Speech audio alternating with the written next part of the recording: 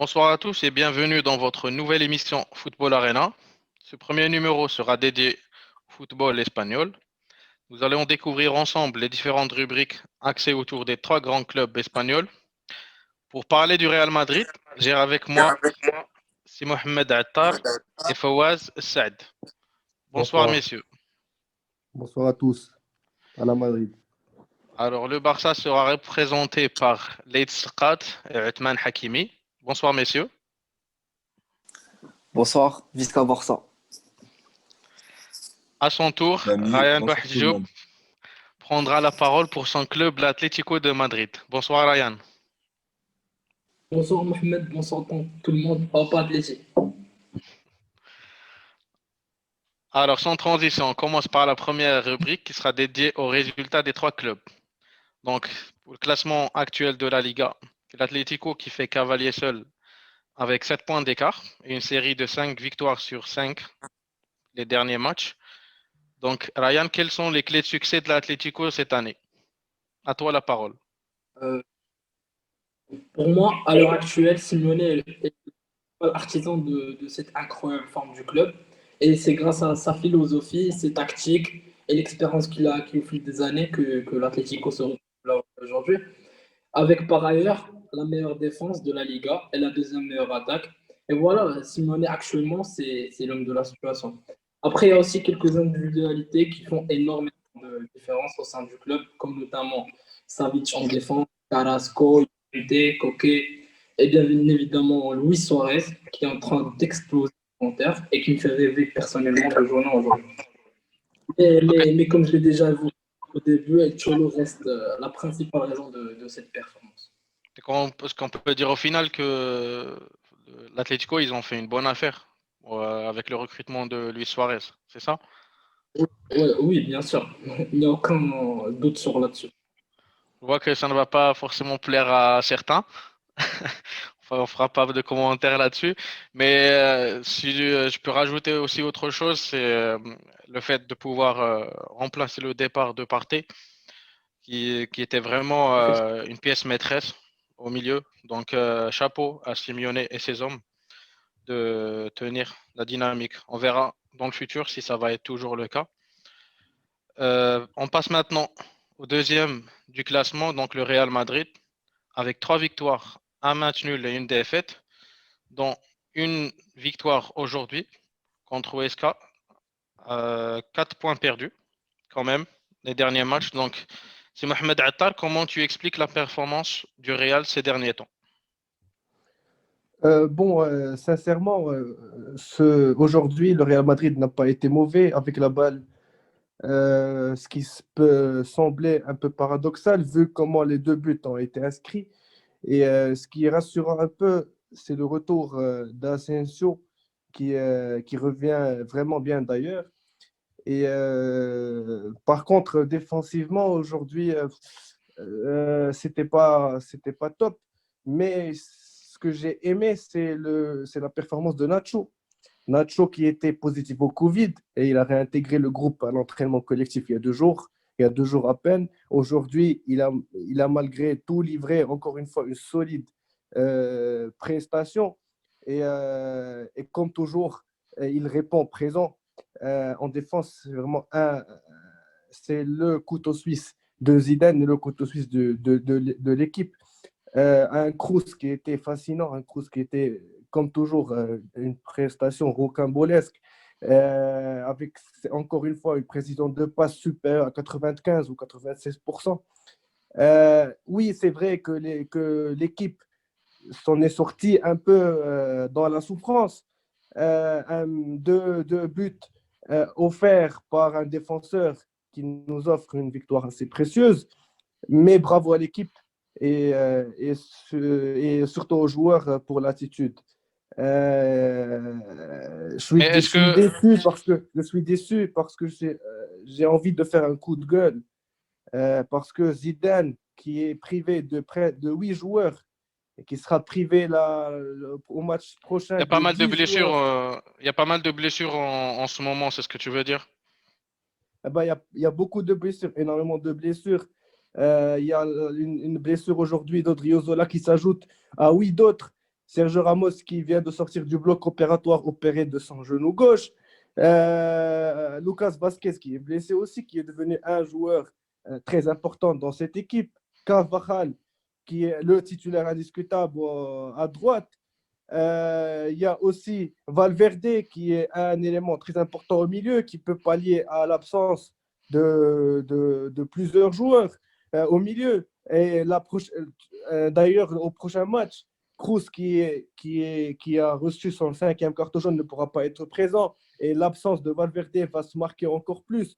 Donc, moi, pour répondre à ta question, les défaites ou les mauvaises prestations de l'équipe sont surtout dues à la malchance des blessés. Un coup de gueule parce que tout ce qui se passe actuellement, on le colle à l'entraîneur. Ce que j'ai entendu aujourd'hui encore, c'est qu'on le colle même au président, le meilleur président du foot actuellement. On est en train de le responsabiliser. Comme à Zidane, on est en train de lui manquer de respect. Et d'ailleurs, on va parler de ça après, il s'est énervé en conférence de presse. Et d'ailleurs, c'est la Oui, première fois de toute sa vie qu'il ça sera. s'énerve en conférence de presse. Il a fait une Materazzi encore en conférence de presse. Et ça, c'est un peu grave. On lui manque de respect. La Ça sera légende plus tard. du foot en tant que Oui. joueur et en tant qu'entraîneur. Ce qui est très triste, c'est que On va y revenir. nos On va y supporters, revenir. très triste. Non, je insiste dessus. Ce qui est très triste, c'est que nos supporters sont en train d'attaquer la vraie légende du football. Et c'est très grave. Ça, c'est On va y vraiment très revenir grave. pendant la troisième rubrique d'actualité. Donc, si je peux rajouter un argument à ce que tu as dit, non seulement les blessures, mais concernant le Real, c'est aussi le manque d'efficacité devant les buts. Donc, on voit il y a une ligne d'attaque qui a une prestation quand même moyenne. Donc, quand Karim Benzema n'est pas au rendez-vous, les autres n'arrivent pas à faire la différence. On passe maintenant au Barça, troisième au classement, mais avec une série de 5 victoires sur 5 les derniers matchs. Donc, est-ce qu'on peut parler d'un comeback du Barça? Leït, à toi la parole. Comme dirait mon ami Omar Da Fonseca, Somos Barça, nous sommes de retour. Enfin, enfin une équipe qui revient, enfin une âme d'équipe, j'ai envie de dire. Et je pense que c'est la première chose qu'on a remarqué et qu'on a retiré du dernier match du Barça, même si c'était qu'un petit match de coupe face à Grenade. Mais je pense que Hetman sera d'accord avec moi. Nous avons un groupe. Depuis Valverde, cette équipe n'a pas d'âme, cette équipe n'a rien du tout. On joue au foot, on a 11 hommes sur un terrain. Aujourd'hui, on a une famille, on a quelque chose qui commence à se construire et on en reparlera beaucoup plus tard dans cette émission. Mais aujourd'hui, ce qui fait la force du Barça, c'est sa cohésion d'équipe et le fait que Koeman ait pris toutes les responsabilités sur lui, c'est-à-dire qu'il prend la responsabilité de la présidence, la responsabilité des recrutements, la responsabilité des scandales. Vous voudriez sûrement en parler du contrat de Messi qui a fuité. Koeman est là pour protéger cette équipe, Koeman est là pour protéger ses stars et Koeman est en train de faire de cette équipe un bulldozer. Le Barça est de retour, les amis. Donc, je vois une satisfaction du résultat ou bien de la touche de l'entraîneur Coman jusqu'à maintenant. Euh, Très bien. Est-ce que, Othman, tu veux rajouter quelque chose ou c'est bon pour toi? Alors, personnellement, je pense que Leite a tout résumé, mais à part souligner le fait que Coman réalise un travail extraordinaire avec l'effectif qu'on a, on doit aussi souligner le travail de joueurs comme Lionel Messi, qui est extraordinaire ces derniers temps, Antoine Griezmann, qui est tout simplement le joueur le plus décisif en ce début de 2021, ou bien aussi Frenkie de Jong, qui est en train de tout simplement monter en puissance et qui montre encore une fois que son transfert est une réussite. Donc, est-ce que Coman il a réussi à trouver ses 11 titulaires pour Alors, non seulement il a continuer réussi. la- jusqu'à la fin de saison? Alors, non seulement il a réussi à trouver un 11 titulaire, mais il a aussi quelques hommes sur le banc sur lesquels il peut compter. Je pense notamment à Trincao, avec qui il a eu une petite discussion en privé. Ça a boosté la confiance de Trincao et ça se voit récemment sur le terrain. Par exemple, face à Grenade, sur la première mi-temps, le meilleur homme pour moi, c'est Trincao. On voit aussi qu'il commence à faire de plus en plus confiance à Ricky Puig et Hmm, ça se voit sur le terrain des trucs comme ça. d'accord, très bien. Donc, parfait pour la première partie. On passera maintenant à la deuxième rubrique. Donc, le calendrier des prochains matchs des équipes. Donc, je vais te redonner la parole, Uthman, pour parler du calendrier du Barça. Donc, Alors, qu'est-ce le que FC tu peux nous dire Barcelone, par rapport au calendrier? Tu nous fais d'abord une présentation. alors, le FC Barcelone aura un calendrier assez chargé avec 4 matchs sur les 10 prochains jours. Dans un premier temps, le FC Barcelone va se diriger à Séville pour y affronter le Betis. 3 jours plus tard, ils vont raffronter l'équipe de Séville, mais c'est le voisin cette fois, le FC Séville, pour le match aller de la Coupe du Roi. Ils vont ensuite retourner à Barcelone pour y affronter Alaves à domicile avant la réception du Paris Saint-Germain. Alors, c'est un calendrier assez chargé. Coman va devoir faire assez tourner pendant quelques matchs. C'est 4 matchs assez compliqués. Mais personnellement, je pense que le FC Barcelone est capable de partir sur un sans faute.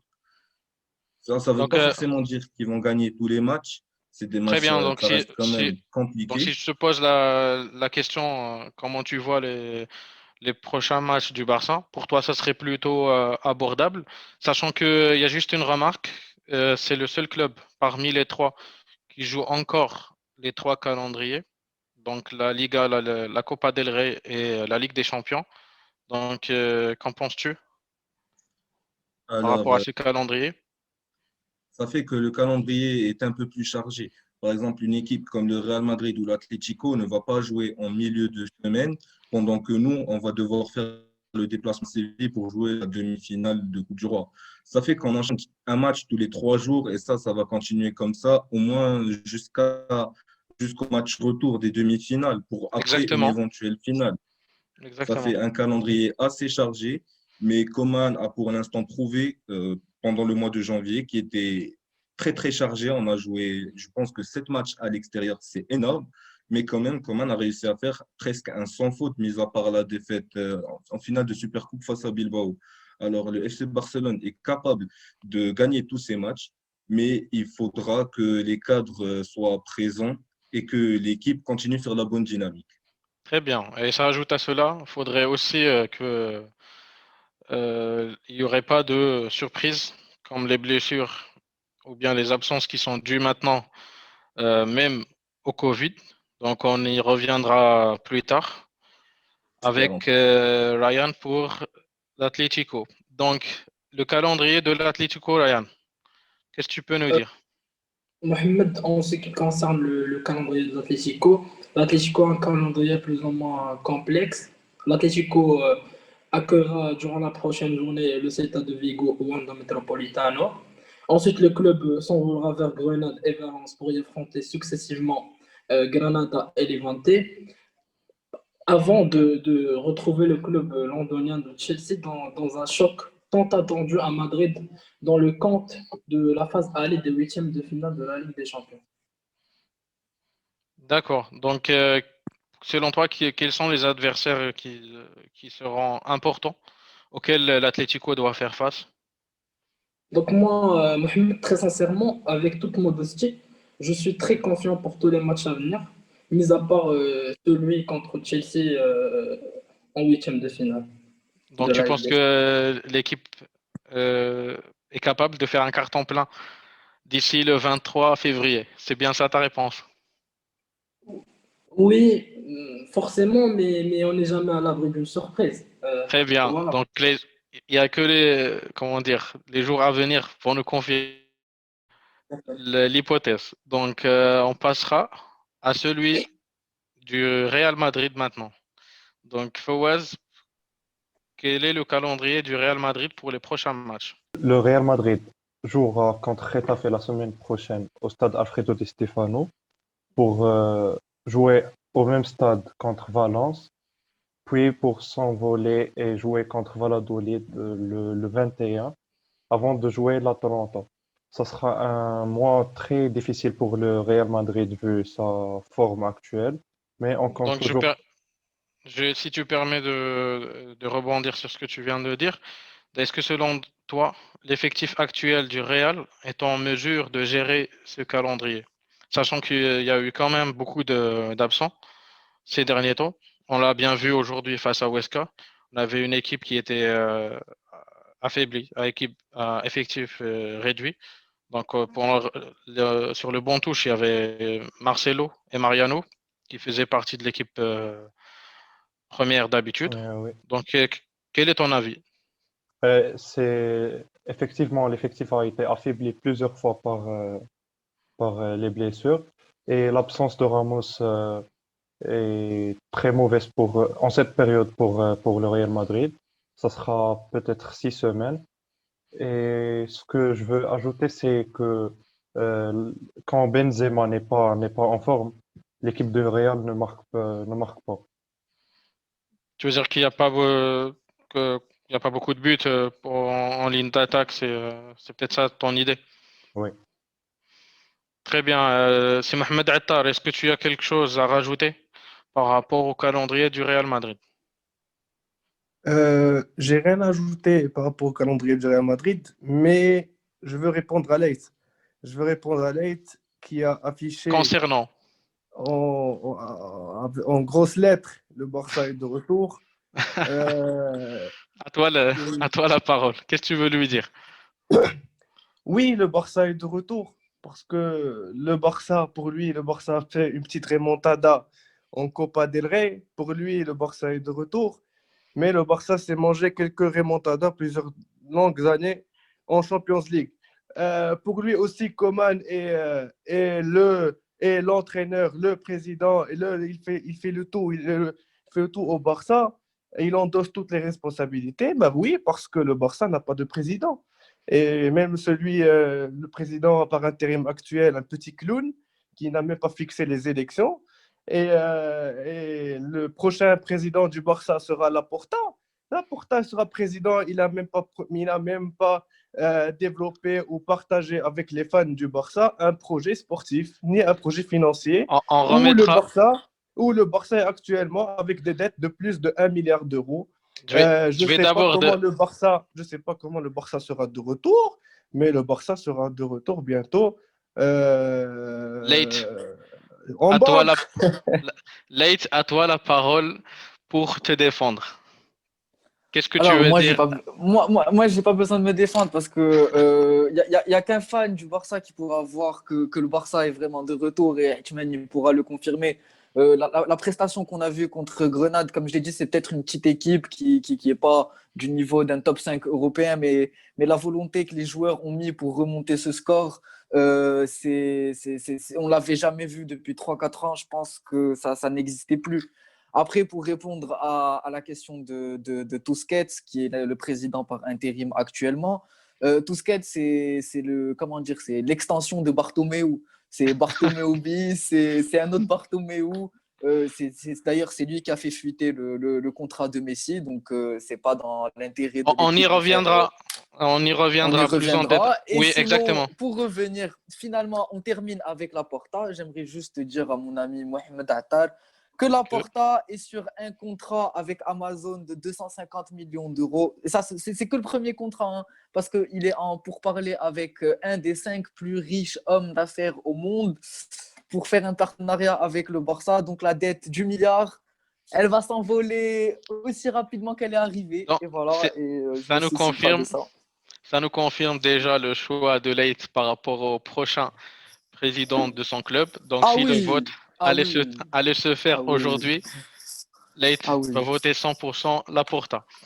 Très ah bien. oui. Donc, c'est fini pour cette deuxième rubrique du calendrier. On passera maintenant à la troisième rubrique autour de l'actualité récente des trois clubs. Donc, je vais redonner la parole à c'est Mohamed Attar pour nous parler de l'actualité du Real Madrid. Donc, à toi la Bon, parole, Attar. bon, l'actualité du Real Madrid se résume sur Sergio Ramos qui vient d'être opéré aujourd'hui. Il sera de retour entre 6 et 8 semaines. C'est un peu dur pour le Real Madrid. Et aussi, je me demande, est-ce que cette blessure va compliquer un peu sa prolongation de contrat? Ou Effectivement, bien, donc ou bien ça nous ou bien ramène ça facilitera. sur le sujet de prolongation du contrat de Sergio Ramos. Donc, quel est ton avis par rapport à ce sujet-là? Bon, je ne sais pas si cette blessure va un peu l'aider à garder les pieds sur terre et accepter l'offre du Real, parce que c'est une blessure qui, à un certain âge, peut être assez dure. Ça peut être, ça peut être un début d'une fin de carrière, surtout qu'il est âgé il a 35 ans. Ou sinon, ça compliquera la tâche au club et opter pour les jeunes. Je ne sais pas, les dernières nouvelles ne sont pas rassurantes pour son renouvellement de contrat. Il Exact. y a les médias espagnols qui affirment que le club a déjà décidé et Sergio Ramos ne prolongera pas son contrat. Ce sera la saga des dernières semaines, de ces dernières semaines. On va attendre. D'accord. Ça ne va pas tuer le suspense. Je vais Sinon, donner la... l'autre Effectivement, donc, actualité, avant l'autre actualité, de passer au deuxième sujet, je vais d'abord prendre l'avis de Fawaz par rapport au prolongement du contrat de Sergio Ramos. Donc, Fawaz, qu'est-ce que tu penses par rapport à ce sujet-là?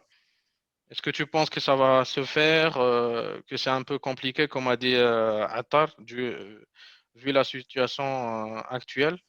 Donc, quel est Ben, ton avis? je suis très d'accord avec Qatar. Vu cette Mhm. blessure de Ramos, Donc, est-ce qu'au final, c'est en faveur du club, le fait c'est en que... faveur du club, bien sûr, parce que D'accord. Donc, tu penses ça que lui Ramos donnera, va céder et accepter l'offre qui a été proposée à lui? pour l'amour du club, pour l'amour de On l'écusson, verra dans les jours à dans venir. les jours à venir, voilà. Exactement. Quelle sera la décision du joueur et du club? Donc, passons maintenant au deuxième sujet d'actualité du Real Madrid. Donc, je reviens à Si Mohamed Attar. Qu'est-ce que tu peux nous dire concernant le deuxième sujet? Donc, est-ce que c'est la conférence, c'est la colère de Zidane en conférence de presse. On le n'a coup de jamais gueule vu pendant la Zidane. conférence de presse, donc qu'est-ce qui s'est passé exactement au juste? Parce que j'ai lu les réponses de Zizou. D'habitude, il est plutôt calme et serein pendant la conférence. Cette fois-ci, on voit qu'il s'était emporté. Donc, il a demandé du respect par rapport au groupe actuel et qu'ils ont gagné la Liga l'année dernière et non pas 10 ans auparavant. Comment tu expliques, c'est Mohamed Attar, cette colère Ben, de Zidane? ben, cette colère est un peu spéciale parce que Zidane revient d'une infection Covid, revient d'un confinement de 15 jours chez lui. Et Zidane, lui, depuis son retour, depuis son contrat en tant qu'entraîneur avec le Real Madrid, ça fait un peu 4 ans, euh, il n'a jamais été en colère en conférence de presse. Il était toujours aussi humble, avec son sourire, il répond aux questions d'une façon très, très, très intelligente. D'ailleurs, ses Donc, conférences de presse étaient une leçon pour tous les entraîneurs du monde. donc, quelles Il sont les répond aux raisons? questions. Il Quelles sont répond les aux raisons questions. Ouais, de cette colère? j'arrive.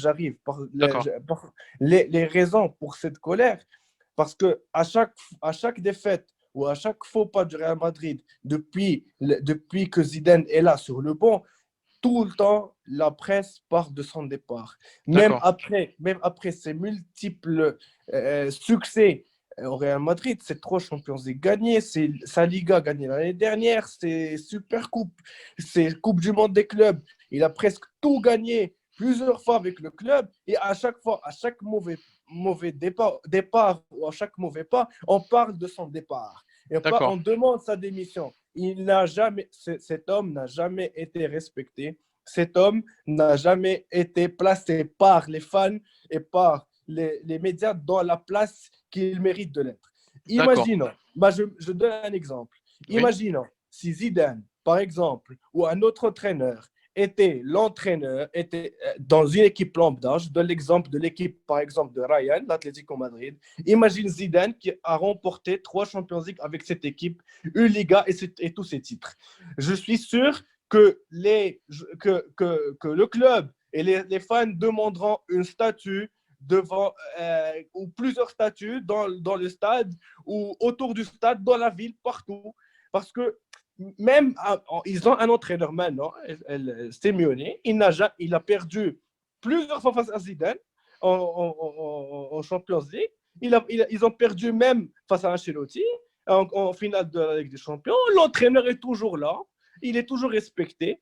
C'est l'homme, il pense que c'est l'homme de la situation, mais là, Zidane a gagné, et a remporté ses trophées, on ne le respecte même pas. Vous allez me dire que oui, le Real Madrid, c'est pas l'Atlético Madrid, oui, le Real Madrid, c'est peut-être le meilleur club au monde, il doit toujours gagner, mais non, on est grand par nos titres, par notre palmarès, mais aussi on doit être grand par nos valeurs. Les valeurs qu'inculque le madridismo, on doit respecter nos légendes. C'est pas la manière dont on peut traiter tous les hommes qui ont écrit l'histoire. Le cas que j'ai donné pour Simeone au l'Atlético Madrid, vous pouvez calquer cet exemple sur tous les clubs au monde. Chaque entraîneur qui a gagné, c'est ce qu'a gagné Zidane avec le Real Madrid, allait être respecté partout, allait même être vénéré partout. C'est un peu très grave ce qui se passe. Et moi, je salue cette réaction de Zidane parce que c'est une réaction qui devait être là, qui devait apparaître un jour, cette colère. Parce que même moi, je me suis mis à sa place. C'est pas normal du tout. C'est pas comme ça qu'on doit traiter nos légendes. Donc très bien. Donc, si on résume donc la situation, le coup de gueule, il était justifié par le fait que l'entraîneur, il est toujours pointé. Passons maintenant C'est Mohamed. Je voudrais juste revenir. J'ai une petite question en fait sur ce qui se passe actuellement au Real Madrid. Oui. En fait, vous pensez, c'est une vraie question. C'est pas quelque chose pour piquer, mais est-ce que vous n'avez pas l'impression que cette situation, elle a été créée par Pérez? Parce que à part Zidane, tous les entraîneurs qui ont été au Real Madrid, ils se sont fait virer à la moindre erreur qui a été faite. Et donc, moi, j'ai l'impression que Pérez, il a créé une atmosphère de résultats. C'est soit tu as le résultat, soit tu dégages. Et donc, du coup, le supporter lambda madrilène aujourd'hui attend le résultat. Et quand il n'a pas le résultat, il a la même réaction que Pérez aurait eu, c'est-à-dire virer le coach. Est-ce que vous ne pensez pas que, justement, Pérez aurait sa part de responsabilité dans ce genre de réaction? Si je peux, mais juste, si tu me permets de rebondir par rapport à ce point. En fait, ce n'est pas seulement le Real, mais je pense que le foot moderne, malheureusement, on est devenu de plus en plus exigeant avec les entraîneurs concernant les résultats. Donc, ce n'est pas seulement le Real, le Barça ou bien un autre club, mais ce sont pratiquement tous les grands clubs en Europe on a vu récemment Lampard, il a été limogé de Chelsea, sachant que c'est une légende du club. Donc, effectivement, le joueur ayant été déjà une légende, ça ne justifie pas le fait que lorsqu'il va devenir entraîneur, qu'on va être plus clément envers lui. Pourquoi? Parce que, comme tu l'as dit, effectivement, les supporters, ils sont de plus en plus intéressés par les résultats que le projet sportif en soi-même ou bien c'est-à-dire sur le long terme. Donc, pour ne pas ou bien pour donner aussi plus de temps aux autres de parler de l'actualité, on va passer maintenant à l'actualité du Barça. Donc, non, je veux répondre rapidement à Leitz parce que je suis un peu d'accord avec lui. Parce que oui, une grosse catégorie de nos supporters sont un peu les enfants gâtés de Pérez. C'est vrai, ça c'est une vérité. Mais après, pour répondre aussi à Bataille, c'est que faut pas comparer Lampard à Zidane parce que oui, Lampard a été une légende. Légende dans son club, en tant que joueur. c'est Mohamed.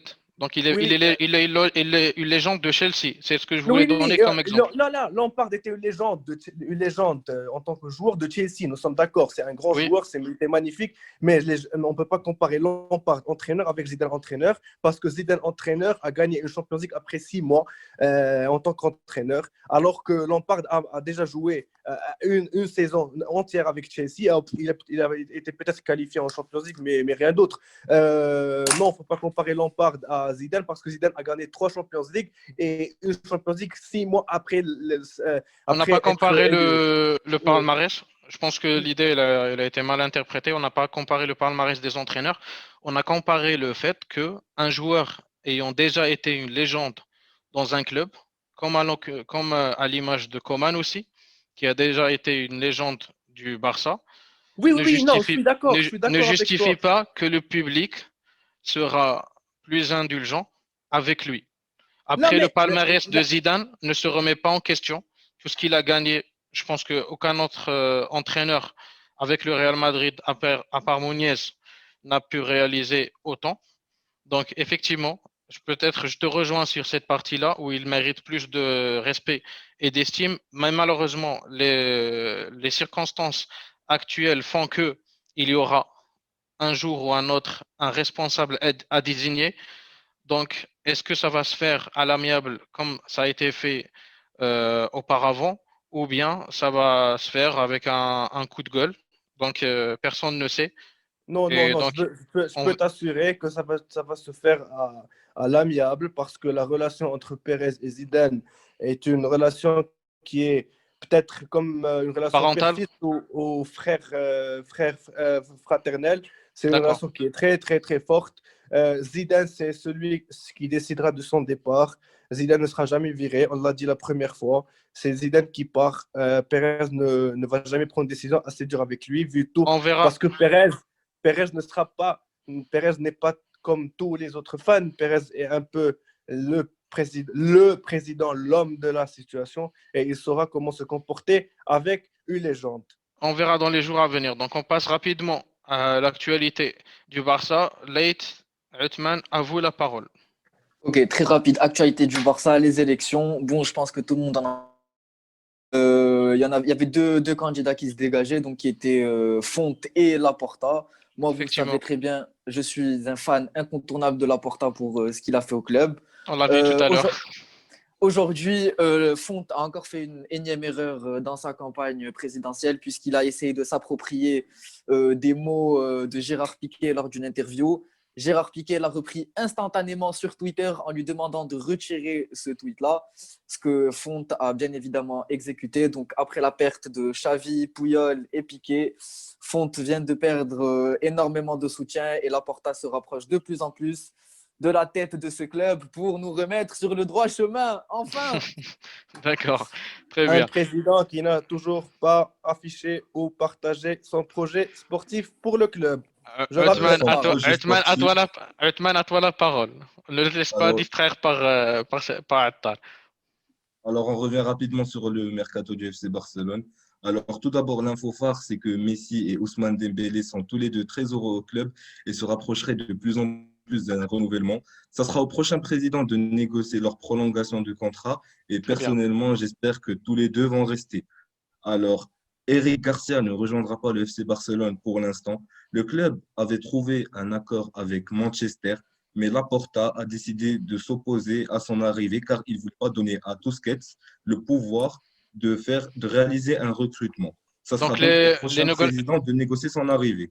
exactement. Donc les négociations ont été gelées. C'est bien ça. Ben, parce que Laporta Oui, sait que le Barça n'a pas d'argent pour recruter. Et Ça, ça, Laporta a ça aussi c'est partagé aujourd'hui avec Mondo Deportivo que Messi, il n'est pas sûr que Messi va rester. Et il pense aussi que Messi s'éloigne du club. Mais il a dit que Messi allait rester, n'importe quoi, mais Et arrête, tout à l'heure, arrête, Late, il a évoqué il y a des sponsors arrête, en cours de négociation. Donc, on Ben, verra dans les jours à venir. Pour Late sait continuer, aussi que parce qu'il Messi est reste en encore, train c'est Mohamed Attar. d'aspirer tout l'argent du club. Je Il vais, je vais, aspire tout je le vais, budget à 1 je vais milliard être d'euros. obligé de te dire de laisser les autres parce qu'il reste encore l'actualité de l'Atlético. Donc, Uthman, alors pour Late, est-ce que finir vous avez assez d'autres sujets à rapidement, rajouter? Alors, pour finir assez rapidement, Todibo a quitté le FC Barcelone et rejoint l'OGC Nice sous forme de prêt avec une option d'achat qui peut aller entre 10 et 15 millions d'euros. Et le club cherche fortement à se débarrasser de Neto et serait même prêt à accepter une offre de 15 millions d'euros. Très bien. Bon, on a D'accord. besoin d'argent. Donc, Faut on voit payer bien que faut ça payer lance les des, clubs déjà. on voit Faut bien que payer ça les lance clubs. des Faut pics payer les de clubs. Ils ont toujours pas côté du payé rival. Coutinho. Ils ont On va toujours pas passer payé maintenant, Griezmann, ni on va, Malcolm. on va passer maintenant à l'actualité de l'Atlético. Donc, Ryan, à toi la parole. Moi, je vais être bref et rapide comme Leite. Donc, par rapport aux dernières informations du club, je vais entamer par les mauvaises, hors cadre sportif. Trippier a été suspendu pour 2 mois suite à son problème de jeu avec la fédération anglaise. Hermoso, Carrasco, Joao Félix et Moussa Dembélé ont malheureusement contracté la Covid-19 et ont été mis en quarantaine.